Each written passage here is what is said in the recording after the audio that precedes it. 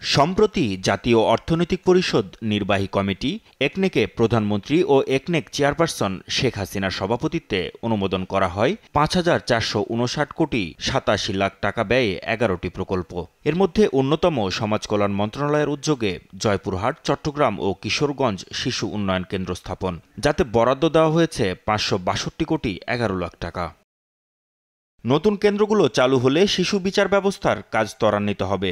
একই সঙ্গে এসব কেন্দ্রের প্রশিক্ষণ ট্রেডগুলো চালুর ফলে শিশু নিবাসীরা যুগোপযোগী নানা ধরনের প্রশিক্ষণের স্মার্ট জনশক্তি হিসেবে গড়ে উঠবে বলে মনে করেন বিদ্যমান ৩টি শিশু উন্নয়ন কেন্দ্রের সক্ষমতা বৃদ্ধি প্রকল্পের পরিচালক।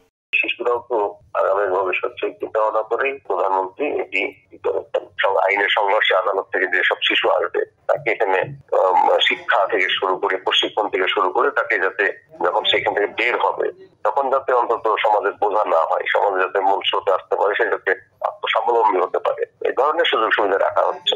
শিশুদের সর্বোত্তম স্বার্থর কথা বিবেচনায় একনেক এই শিশু উন্নয়ন কেন্দ্রের জন্য এ যাবৎকালের সর্বোচ্চ বাজেট বরাদ্দ দেয়ায় প্রধানমন্ত্রীকে সীমাহীন কৃতজ্ঞতা জানিয়ে আনন্দ উৎসব পালন করেছে গাজীপুরের টঙ্গীর শিশু উন্নয়ন কেন্দ্র বালক শাখা। কেন্দ্রের তত্ত্বাবধায়ক মোহাম্মদ দেলোয়ার হোসেনের সভাপতিত্বে আয়োজিত এই উৎসবে বক্তারা বলেন, মুক্তিযুদ্ধের পর ১৯৭৪ সালের ২২ জুন শিশুদের সুরক্ষায় শিশু আইন প্রণয়ন করেন বঙ্গবন্ধু শেখ মুজিবুর রহমান। আইনের সঙ্গে সংঘাতে কিংবা সংস্পর্শে আসা শিশুকে কারাগারে না রেখে তাদের সংশোধন বা পুনর্বাসনের উদ্যোগ নেন বঙ্গবন্ধু।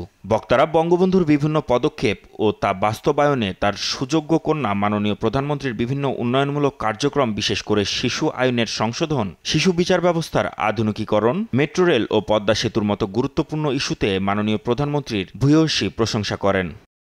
স্মার্ট শিশু উন্নয়ন কেন্দ্র গড়ে তুলতে কাজ করে যাওয়ায় বক্তারা সমাজ কল্যাণ মন্ত্রী ডাক্তার দীপু মনি, সমাজ কল্যাণ সচিব মোহাম্মদ খায়রুল আলম শেখ, সমাজসেবা অধিদপ্তরের মহাপরিচালক ডক্টর আবু সালেহ মোস্তফা কামাল, প্রতিষ্ঠান শাখার অতিরিক্ত পরিচালক মোহাম্মদ শহীদুল ইসলাম ও বিদ্যমান ৩টি শিশু উন্নয়ন কেন্দ্রের সক্ষমতা বৃদ্ধি প্রকল্পের পরিচালক মোহাম্মদ কামরুজ্জামান সহ সংশ্লিষ্টদের প্রতি কৃতজ্ঞতা জানান।